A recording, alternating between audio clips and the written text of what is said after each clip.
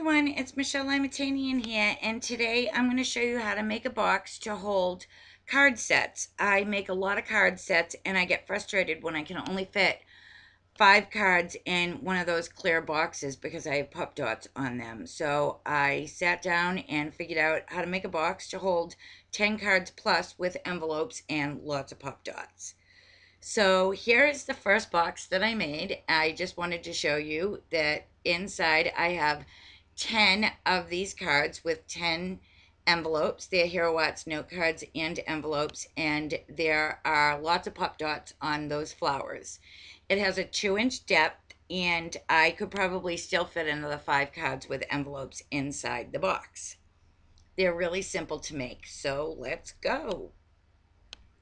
We're going to start with the Hero Hues layering paper. I chose the foliage set. We're going to use the lightest color out of the greens, and I'm going to use the Tide layering paper also.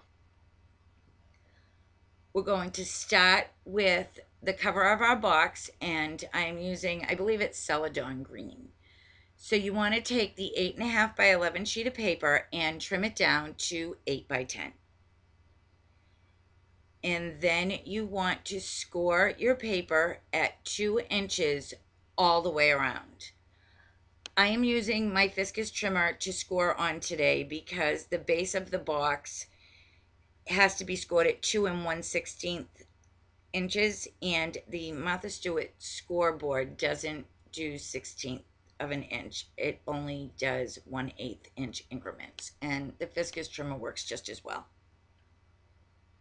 So after I've scored all 4 sides, I'm going to take my Hero Watts envelope and just place it in the middle just to make sure that I got my score lines right. And then this is the card that I made for Teacher Appreciation, and I'm going to replicate it on the top of the box. So I am using the Thank You Set Zigzag, or Thank You Zigzag, Zigzag Thank You, from Hero Watts, and I love this stamp set. And I'm using the Splash Chalk ink and the Green Hills Midtone ink. I'm also using my Stamp-A-Majig to make sure that I get perfect placement so the peaks and valleys are where they're supposed to be and they're all in alignment with one another. As you can see too, I lost my long acrylic block and I had to improvise, and my Tim Holtz ruler was there and it fit and it worked great, so I just went with it. Now, you could also stamp the edge of this box, but I decided that I wanted to stamp the edge of the bottom box instead. So I am only stamping the top of this box. And there it is completed. So, like I said, I decided to stamp the bottom box around the edge to give it a nice border. So I decided that I'm going to cut 3/4 of an inch off of the depth of the top box so that it reveals some of the bottom box all the way around. Now you want to cut holding the paper in the portrait style and cut from the edge of the card up the vertical score line to the horizontal score line. Again, up the vertical score line to the horizontal without cutting over that horizontal score line. And you want to do this to all 4 sides.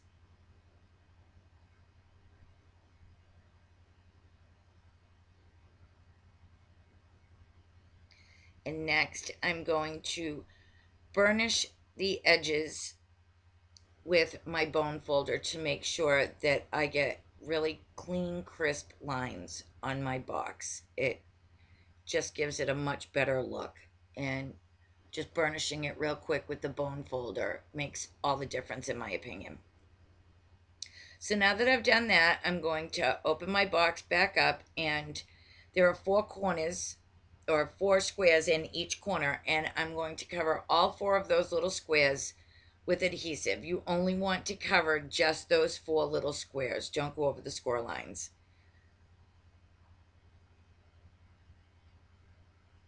And then you're going to flip the box over and tuck the little tab inside, and then you're going to line up the edges of your paper and press it to seal it together. And that is the corner of one corner of the box. Again, tuck the little flap inside, line up your edges, and press. This is a really simple box with very little math, and you can spend more time stamping than figuring measurements out. And my last corner. And there is the top of our box. Now for the base of our box, we're going to use an 8.5 by 11 sheet of paper and cut it down to 8.5 by 10. But this time, again, we are going to make our score lines at 2 1/16 all the way around. You want your base box to be just a little bit smaller so that lid goes on and off with ease. Again, I'm going to check my measurement to make sure that I got it right and my envelope fits in there perfectly. And this time I want to stamp a border around the edge, so I'm going to mask off the middle of the box, which is actually the base of our box.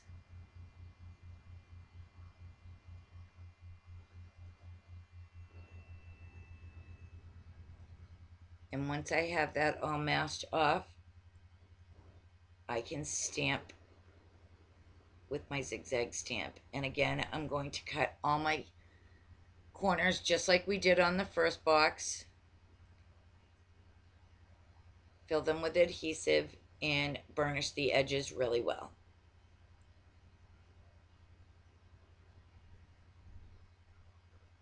And then you're going to attach the corners of the box the same way that we did the top box.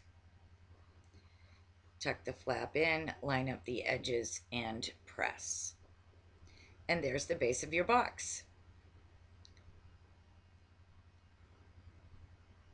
And you can see how nice the zigzags looked. I'm really happy that I decided to trim the edge of the box down because I really love the look of that border. So for my cards, I decided that I wanted to add a little band around the cards and the envelopes to kind of hold them together so that when the receiver takes them out of the box, they come out as one set rather than a handful of cards with a whole bunch of envelopes still in the box. So all I did is take the 2 strips of paper that were left over, stick some adhesive on them just to stick them together, and then place my card set in the center and draw pencil lines on either side of the cards and envelopes to figure out what my first score line is going to be. And then fold the side of the paper up and give it a little squeeze so that I know where the depth of the cards and the envelopes together are.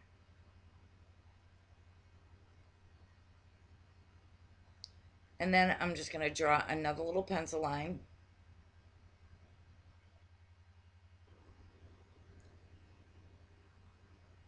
You can see I have proper tools today. I'm going to put that into my Fiskars trimmer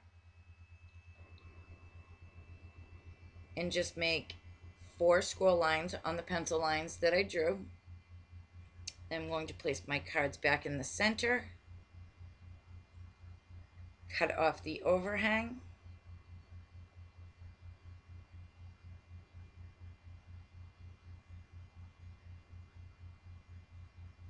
add a little bit of adhesive,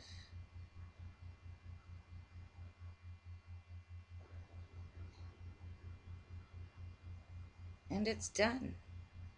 You can place it inside your box.